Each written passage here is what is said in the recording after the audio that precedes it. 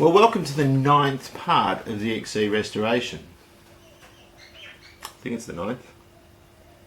It is the 9th. It is the 9th. Welcome to the 9th part of the XC restoration.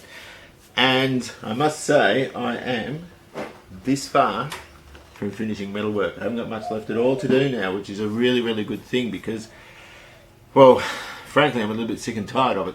But I'm taking all the seam sealer out. I'm finding little bits and pieces of surface rust, which is no big deal. I can fix that. A lot of it just needs to be ground back and pour 15. There's one or two small holes in the corner of the boot near the rear tub that I'll cut patches for and weld in, so that's no big deal. That's the last two that I know about. What else have I got? The last two episodes were focused more on parts, and the reason I've done that, and not just the car, is because I've been waiting for time to do the car. It takes quite a bit of time to do, and not just that, I'm trying to keep the noise down for the neighbours and this sort of thing, because I'm only in a very small garage. And also there's the financial side as well, which is, you know, I've got to do it as I can afford to do it. So I wanted to bring out episodes every now and then, or on a more regular basis than, you know, once every 2 months or whatever it would be if I was just doing the bodywork. So that's the reason for that. The Fairlane now is in Jason's hands completely. I've given up on it. I've taken every bit I want. I don't need it anymore, so he's got that. He can decide what to do with it. It's up to him. Of the $590 I spent buying the Fairlane, it is it's yielded about $3,200 in parts, and that's incredible. And so buying a car as a shell like this means that every clip, every wire, everything you need needs to be purchased. So the donor car really is the only way to go with that. So I've got lots of parts out of it, so it has ended up being very cost effective. I've sent the electroplating away. I'm doing 2 lots. I haven't got a bonnet yet, so I haven't got a bonnet latch or anything like that, which I wanted to get plated too. And the rear axle, the U-bolts, that sort of thing need to be electroplated, and the the forward bolt on the rear leaf springs I want to get plated as well. So I've left the door latches and this sort of thing out, and they can be re-plated later. I've taken about 4,000 bolts down. I've taken too many bolts for what the car needs, but it doesn't matter, because then at least I've got spares, or, you know, if I need extra ones or whatever the case is, then I've got them there. But I've taken that first box down.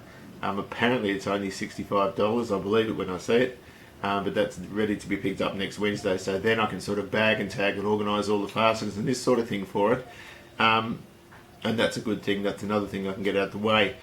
Car restoration isn't just about restoring the car. It's about organising parts, getting in your car, going and buying parts, and then getting them back and cleaning them up and finding out they're not the right ones, and then going and getting more parts. And there's probably 2 hours worth of sorting through fasteners and bagging and tagging and all that sort of stuff. So it's not just about the shell, which I wanted to sort of articulate in these videos, or show if you like.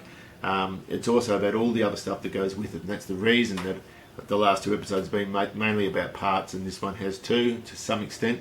There's more on the car in this one. So the car doesn't look much different from when you last saw it, but it is a long way ahead of what it was.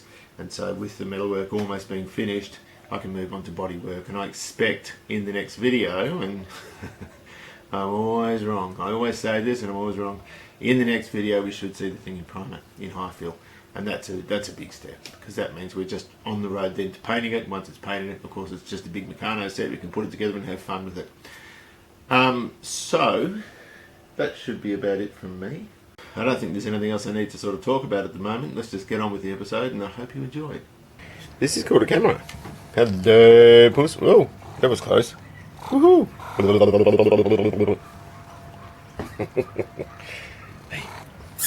I'm on my phone at the moment. I'm underneath the car, and one thing I haven't really gone into too much detail about is the sill, and the fact that it's all buckled at this end because it's been lifted by a 2-post hoist in the wrong spot. Now, what I'm going to do with this is I'm going to cut along here, pull that down, pull this part of the sill down, and then put a plate there. And I've done it on this side here. This was worse, and you can see inside, it's a bit dirty and dusty, but you can see in there, that's the drain. It is absolutely lovely in there. I'm very, very happy with that. So I've straightened this out, sort of rudimentary, put a block of wood against here and leave it off it to pull this down. Needs to be straightened a tiny little bit, not much though, and I can just weld a plate there. It doesn't look very tight at the moment, but it'll look fine once that's done. But I was a little bit worried about how I was going to tackle that, but I don't think it's going to be nearly as hard as I thought it would be initially.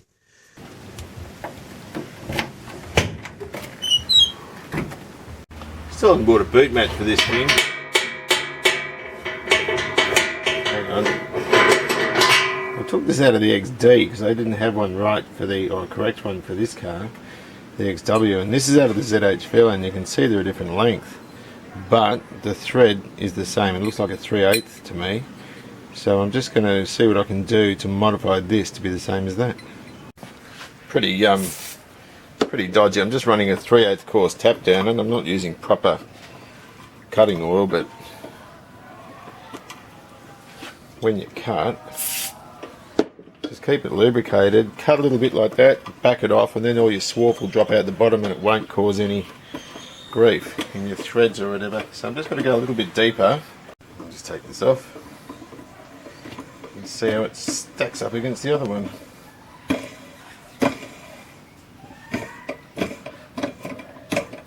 I feel like I'm starting an old model aeroplane. Alright, now I put it in the vise on its shank because they're not going to be too strong if you sort of strap it to there, and also it'll damage the handle. It's a crap vise anyway, but see, we've got the thread going right down now, level to where the other one is, then we can just dock that top off, but there's a way to do that and they're easily damaged. Alright, I've got a nut on the bottom here so that when I cut it I can unwind the nut and then the thread will start, because otherwise if you just cut it off the thread's messed up at the end and you can't start them. What I'll do is I'll measure this the same as that, I'll cut that, wind the nut up a bit, then I'll make the end conical like that, it's sort of pointy, then I'll wind the nut off and then we're ready to go. And that just proves that Fairlane parts do fit in Falcons. So having a party next door, a bunch of yobbos are there. There we go. That looks about the same. See if it works.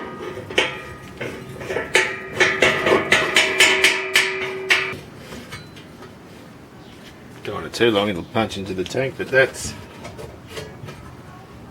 now frees that up and can put that back in the XD where it belongs. Might stick that in the box of XC stuff to be plated, it might look a little bit nicer then. So we've got a few parts today out of the Fairlane, and one of them is this set of power seat runners. Now the good thing about these is a regular seat will fit on, a normal Falcon seat will fit on in place of the runner, and of course the studs coming through the bottom are just the same as the normal bolts that go through on a regular runner, so they're just a complete retrofit if you like, you don't have to do anything.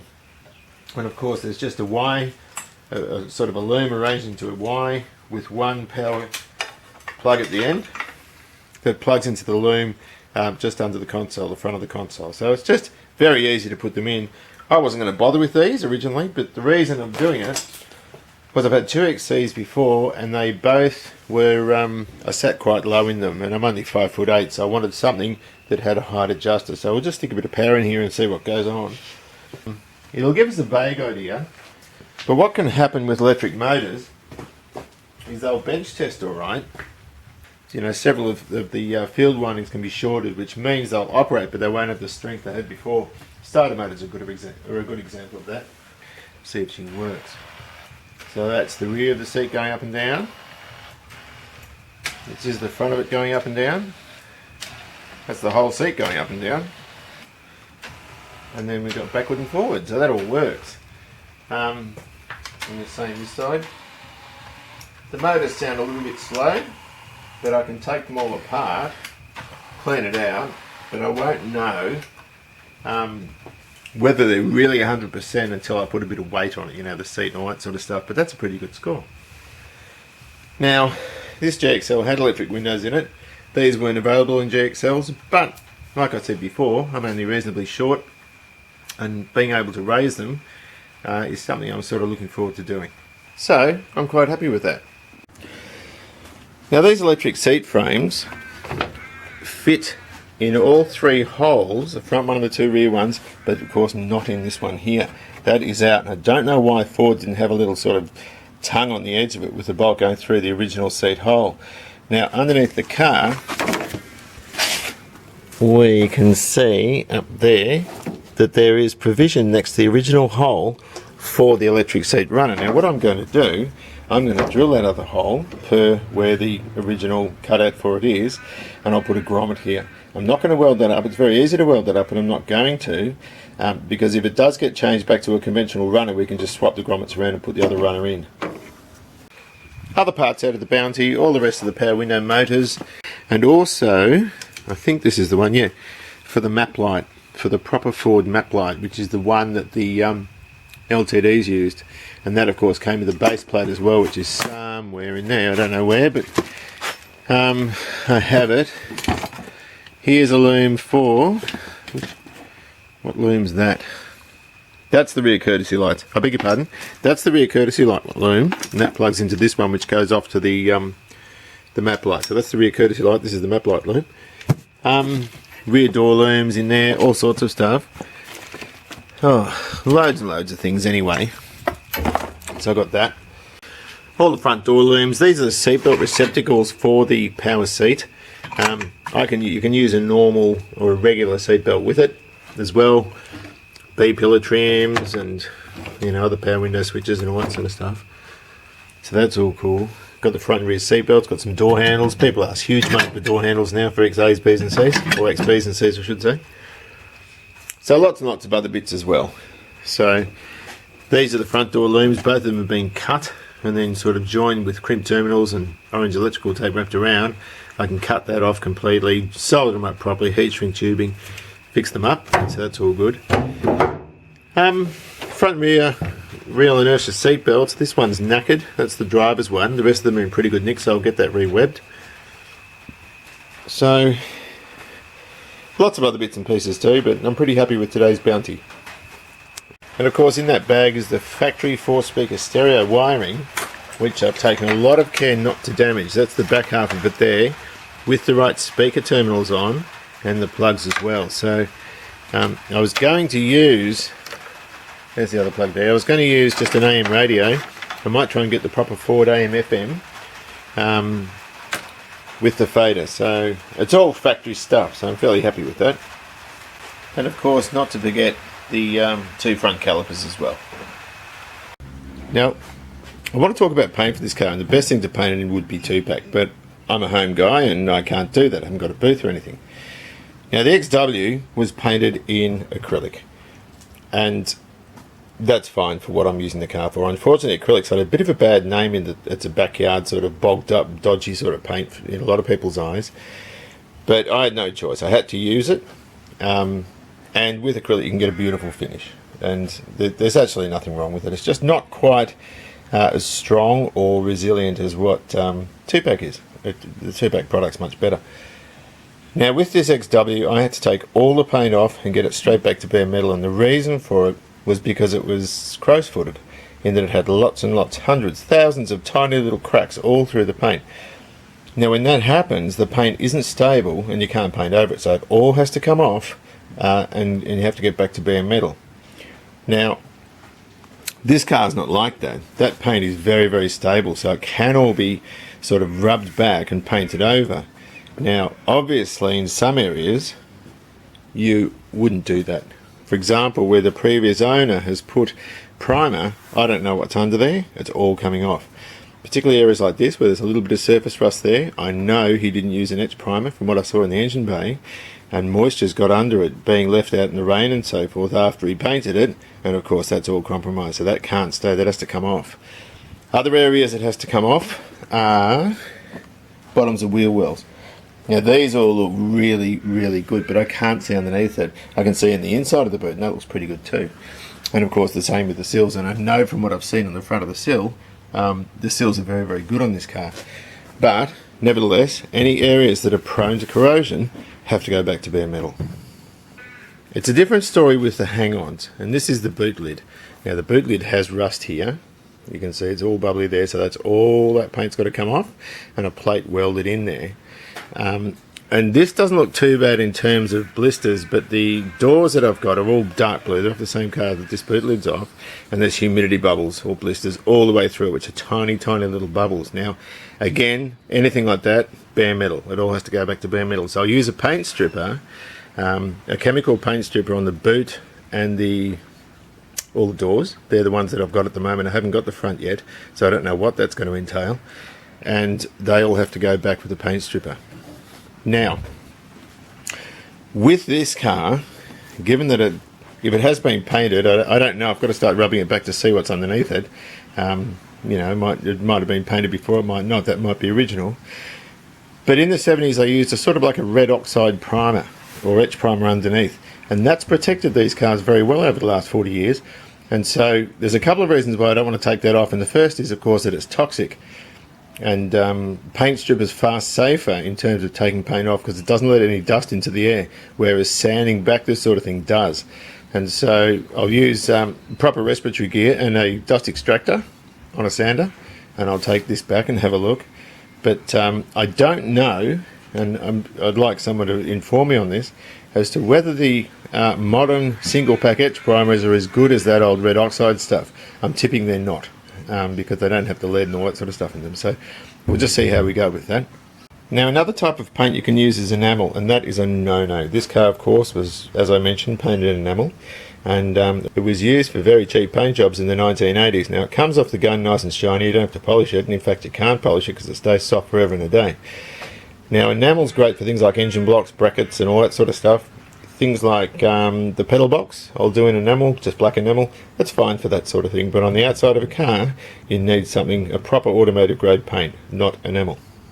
Another variant, of course, is the 2-pack paint that home users use, which is the ISO-free. It has no isocyanates in it, and isocyanates of course are carcinogenic. They cause cancer, or they're known to cause cancer. Again, the thinners and so forth are potent. They're really, really strong in their odour. And I don't know what the ISO-free 2-packs are like, but I'm not going to use them. I'm just going to stay with the stuff that I think is safest for DIY, and that's acrylic. So we're going to stay with acrylic. It looks lovely on this XW, and it's going to look just as nice, if not better, on the XC. Well, I've got all the metalwork finished on one side that I know about. I still haven't taken a lot of the paint off yet, which is coming soon. I'm just turning it around in the garage so I can get to the other side. I'll show you a better view of this. I've also rebuilt the sill under there, so that's nice and straight now. Just put a little patch in behind it, that looks really good.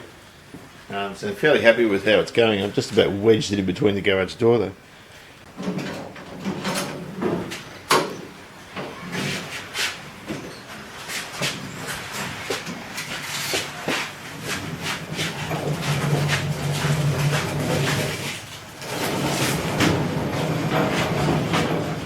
I didn't have to take the handle off because I couldn't get it past the door.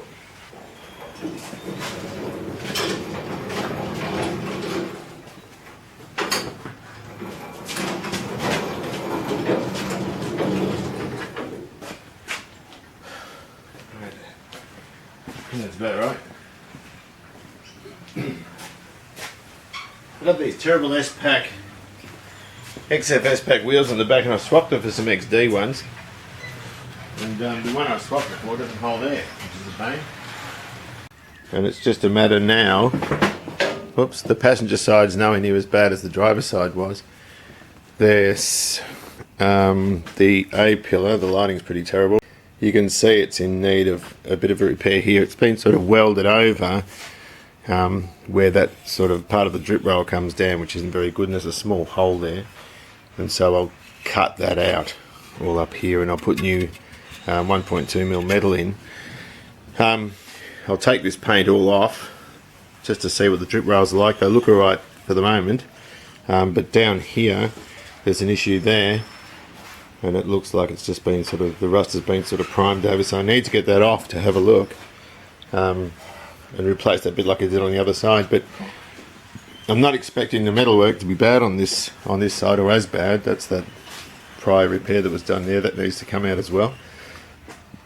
But then I'll take, you know, all relevant primer off and paint down at the bottom there and just have a good look. The sills look beautifully clean inside, but I'll take all that paint off anyway, just so I know what lies beneath. So I won't film any of that, I'll just crack on and do it. Stand to the side, don't stand in front of it. I know, it's got heaps of scratches in it, it's naked. So. Just go around the back of it? Yeah. Alright, let's go. Told you to shatter. You won't cut yourself, push it in. Those bits aren't sharp. Oh, okay. Very good. Very nice indeed. That was in there. That was the window I wanted, wasn't it? Yeah, it was. Oh. Yeah. Beautiful. You weren't prepared to pay enough. Hello, Rosie. We'll go for a drive. Yep. You want me to film? No, it's alright. I'm not allowed to go and drive. Oh, what are we doing? I don't know, we're going home. Oh, okay. Yeah, we're going home.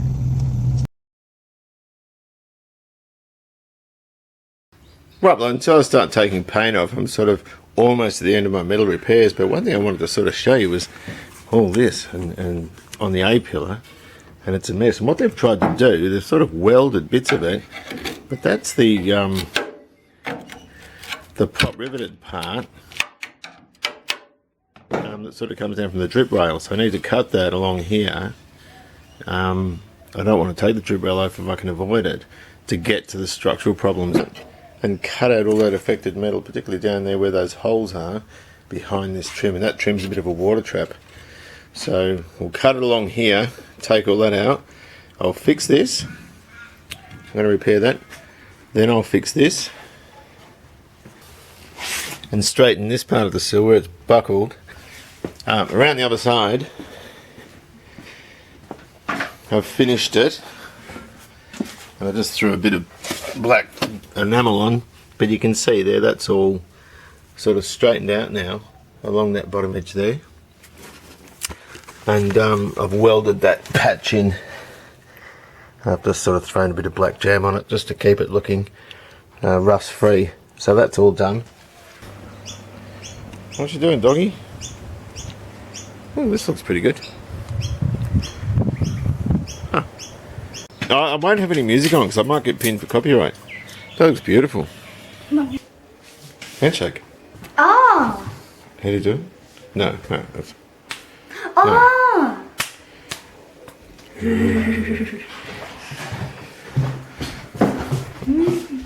You always used to do that. The moments. A cool pics for every occasion. Alright, it's because you were downloading. Oh, yeah. Got to get more. So this, that's the carpet there, and that's the hump there. That's the rear corner in there. Oh. And it really only finishes about here. So, about there.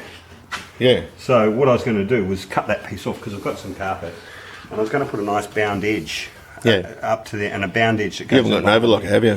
No, I haven't got an overlocker, but I can do the binding. See if you see the binding. Well, on the back? pommy cars are all sort of. Yeah, well, I think that looks better anyway. Yeah, well, that's I just do the binding on it. That looks better. Yeah. Gee whiz, look at this, guys. I could sleep in here. That's nicer than most people's homes. Oh. Gee, you'd want to wear a bloody surgeon suit to sit in there, wouldn't you? One of them, those spray painted suits, the white nylon. Yeah. Suits? Yeah. I think I'll have a God. set of four. Have a set of four of those sitting in the car. Imagine trying to clean that after you wore a dirty old set of trackies like what I wear in the garage. Jesus. Well, this is pretty good news. I've put this new bit of guttering here in a patch behind it. There was rust in there. The rest of the gutter looks really, really good. There's a tiny spot there, and I'll drill that out with an 1/8 of an inch bit, and then I'll just tuck it up. You can see where the factory brazing is there, but the rest of it's really good. And of course, I've got those patches in there as well, so that's good. So the only metalwork now that I know about is there. And I've got all these sills all straightened out, and there's plates behind. And I've started to clean off all under here, and I've got to get all this muck off here and regen it. Now, before I call the metalwork quits on the shell, I just want to make sure this rear seat fits, and it's sitting proud, just sort of in the centre section. It's because it's tight on these parts here, there and there. With the padding, I couldn't get it to sit all the way back. Most of the proudness was actually the padding on the seat, it wasn't the frame. So I need to alter this. I need to change those mounts down there, and I'll cut that and bring it in a little bit just so it falls against the wheel arch properly.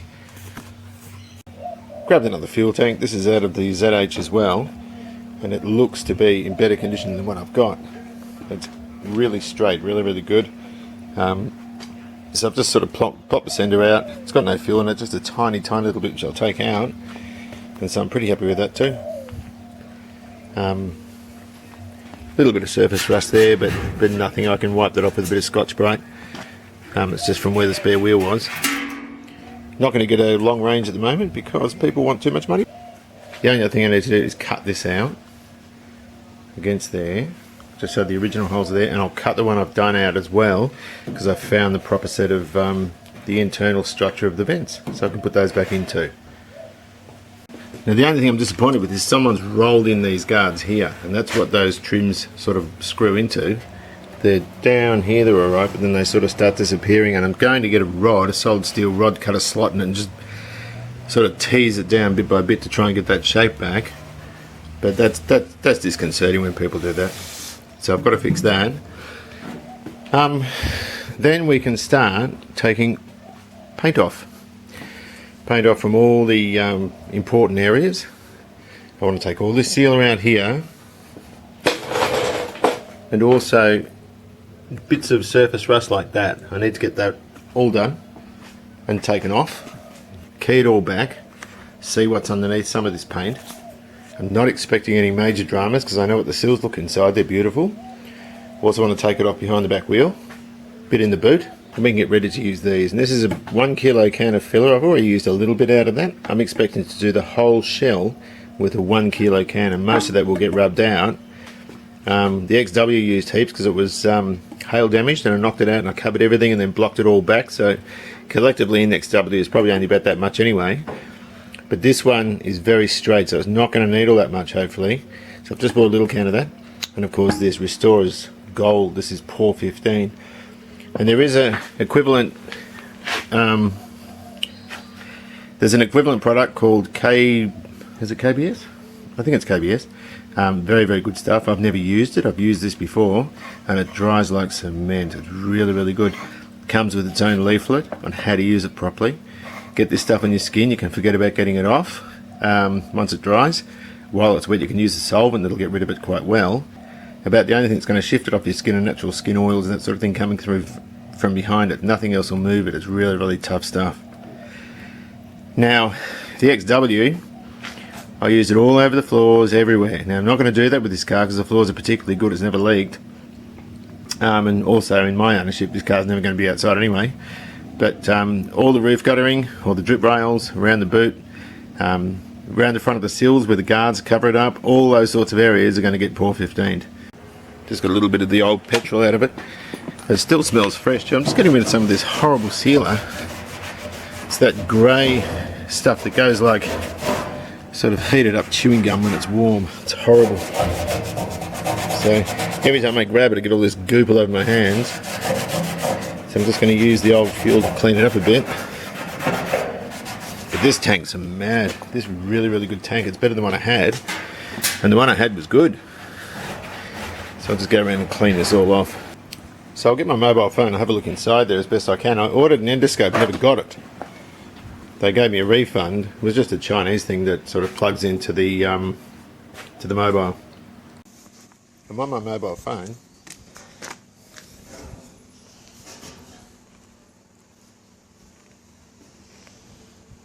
Doesn't look too bad in there.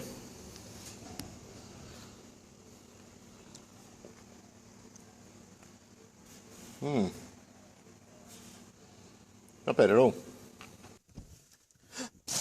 Where are the keys? I'll go and see my brother and check out his Mustang. It's a beautiful 68 Fastback GT. And I'm taking, this is our old EL Falcon. These are incredible cars actually. They're, what are they? About 700 bucks worth. 500 will buy a good one. And they are the most underrated car. I mean, my son uses this. He's got this cover on because the steering wheel's starting to chafe. But anti-lock brakes, power steering, air conditioning, 4-wheel discs, airbag, you name it. There's not another car that I know of that you can pay that little for that's this good, and they've got good power if you put your foot down, and they're not bad on fuel if you are nice and easy on the throttle. I think these are hands down the most underrated car. They're not even worth their registration. But in some ways I much enjoy or much prefer driving this to the VE Commodore I normally drive around. For a start, you can see around the pillars. It's a beautiful car. I do not understand for the life of me why more people don't have them. And we've had this, I paid a lot for this. I paid $10,500 for this in 2002, so we've had it for a long time. But I just can't bring myself to get rid of it. Is this the Dynamite? Yeah. Let's have a look. Wow. How thick is it? God, it's there to stay, isn't it? Sorry? It's there to stay. Oh, yeah. Bro, you got your pedal box in? Yeah, that's in permanent way. Well, see, that's Give us a look. Dynamite. How much is this stuff? It's thin, isn't it? yeah, but it's a beautiful thing. So it actually dampens the metal, so it's Yeah, not from yeah. vibrating. So you don't get all the harmonics burning. and stuff coming through it. That's nothing like I thought it was. I always get the impression it's thicker.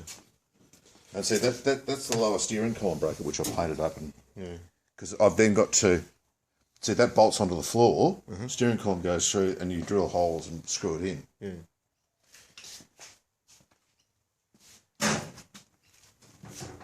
Look at the paint. The paint is ridiculous. Somewhere. Willwood. I'd just take it back. They have to rework that with the amount of money it's cost. You've got to put a grommet around there or around your fuel line Yeah, too. yeah. I've got another grommet coming actually because I lost mine. Did you? What a lovely car. Your discs are getting a bit of surface rust on them. Sorry? Have you put the transmission on there, have you? No. Oh, no. But I've got that's the trans fluid. Oh, yeah. Type F, yeah. I've got a litre of power steering fluid, which is the same sort of thing, but it's got an additive in it. Yeah. And I've got some brake fluid. Cool. It's an impressive car. And most of it's inside your house. Yeah. Beautiful. There's not really much to show there. Ah, it doesn't matter. It's like... That's cool. It's a lovely car. You happy with it? Yeah. Oh, but he's got the I indicators. just wish I would. It's not big. I'd have all the drivetrain in. Yeah, it doesn't matter. Got indicators in the bonnet. Yeah, I've got It's the shape. It's the fastback shape, isn't it? Yeah, incredible. It's got these brake lines which look to be in absolutely impeccable condition off the Fairlane. But the problem with these things is you don't really know what's sort of hiding beneath in terms of corrosion, because brake fluid is hygroscopic. So what that means is that it holds water molecules and will cause them to corrode. So I'm going to make new ones. Now what I'm doing is I'm just taping up bits of wire or a piece of wire around so I can get precisely the right length, and you can just cut the wire or mark up the piece of wire where it is, put it against the new Bundy tube, and then you've got the right length, and then we can just use these as a map for the new ones. But you know, the car's done 467,000 kilometres this Fairlane, and it's 467,000 k's is about 11 times around the Earth, and it's done, what is it, based on 14 miles per gallon fuel economy, it's used 95,000 litres of petrol. So that's how much fuel has passed through the fuel line, which is no big deal, but it doesn't matter. But the car certainly, if you think of that 95,000 litres, that's probably, on today's money, 150 grams worth of petrol. That's an awful lot of money. I'm just going to make this a little bit longer, about 5 millimetres longer, just so that when we flare them and so forth, there we go. So that's the length I want it. I can just pull all this off. Oops. And wire is good because it doesn't stretch. It's got a proper core. And then I can just sort of match against here, whoops, and cut it up using a cheapy tube cutter. And so once I've cut the brake lines to the length I need, I always get them sort of flared and fitted out professionally, and just use the old ones as a map. So I'll get that off. There's no fluid in here, but just on the off chance.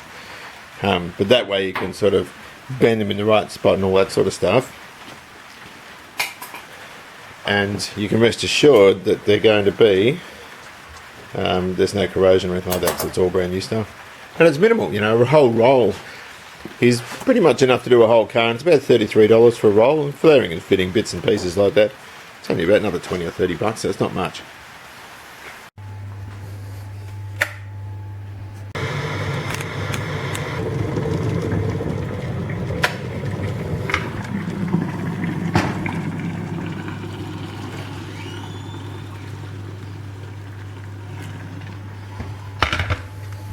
Well, the sun's out and there's a thunderstorm, which kind of sucks because it's humid. But I want to talk about metal. And what I'm finding in here now, this is less than great. I saw this when I first bought the car and thought it's not a big deal to fix up, but it actually is. There's one or two tiny little pinholes there, but I can get to them from the other side and weld them up. So that's not a problem here. But it's a little bit more than I thought. And you can see that gap there, that's where seam sealer was sitting. And I've got rid of as much as I can for now, although there is a fair bit more to do. But there's no really bad rust. It's just gone underneath the seam seal. The moisture's got underneath the seam seal and just surface rusted. So pour 15 will fix all that.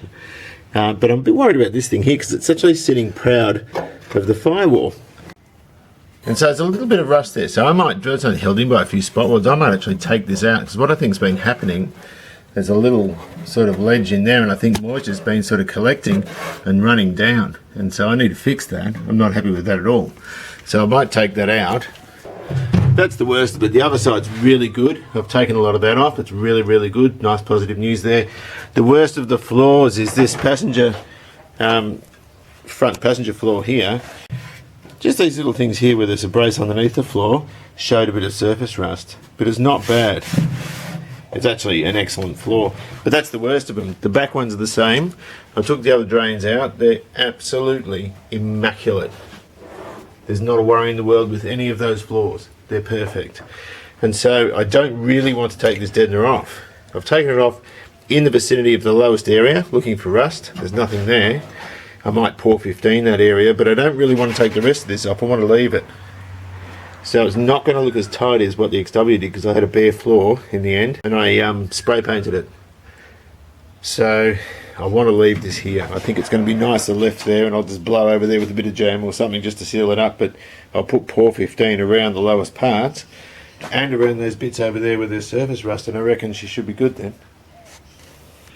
Other areas affected by bad seam sealing is here. There's a rust hole there, so I'll have to cut this off down here. I might go back to about there, and then the skin underneath, and I'll have to double skin it again. But that's the same as on the other side, although it hasn't gone through on the other side. So I think I might still cut sort of that there, clean up what's underneath, and then put a new one there, put a new piece in. I don't know, I'll have a look at that a little bit more carefully afterwards. But aside from that, I think the metalwork's virtually finished.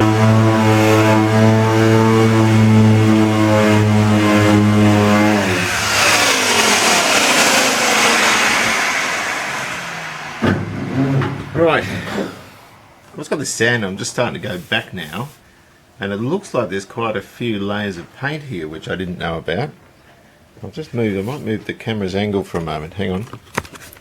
You can see this is the primer that the other bloke put on, but if you look here, it's been primed a few times, particularly in this area here. So there's your bare metal, obviously, that looks like an etch primer there. A high fill, the first coat, which will be its original colour. It's been recoated once or twice there, there's two different yellows there, then another primer, then this top coat here. And so I'm going to try and get right back to that first layer, or the first layer of primer. So I want to take all this off because I don't want to paint over all of that. It is stable, but I don't want to paint over it. That's only a very, very smooth grid of paper I've used on there.